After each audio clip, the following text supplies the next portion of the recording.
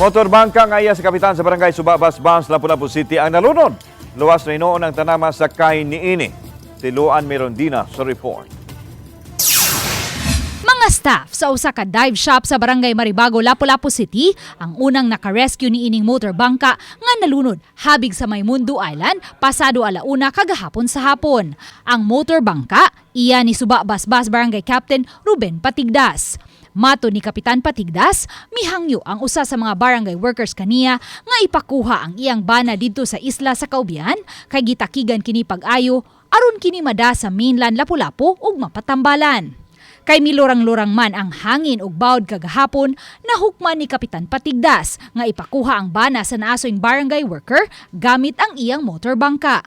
Nakita na to nga okay ra gyud ang dagat tong panahon na yan nagsighang yun na to nga ipakuha gyud ang iyang bana kay naman tay project nga dos Kaubian kanang kusuhi nila kita may nag-construct na. So mo to gipakuha gyud ayon ako. Apan wa siya masayod nga may pipila di ay ka mga residente sa isla ang misakay usab sa iyang bangka hinungdan nga miabot sa 8 tanan ang sakay dala na ang kapitan sa motorbangka ug ang boatman. Matod ni Chief Petty Officer Richard Historia, Commander sa Coast Guard Cordova Substation, nga kalit lang napagnan og makina ang naasoy motorbangka samtang naglawig kini haduol sa Mundo Island sa Barangay Maribago.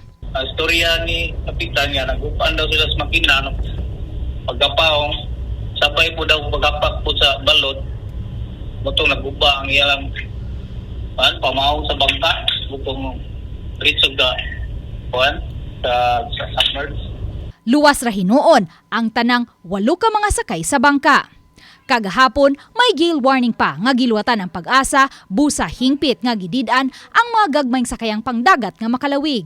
Hindi ka mo sa tasaling isla sa Labuan, ma'am, sa area, sa magihan ng mga bangka. Hindi na ito makakuha yung tanan.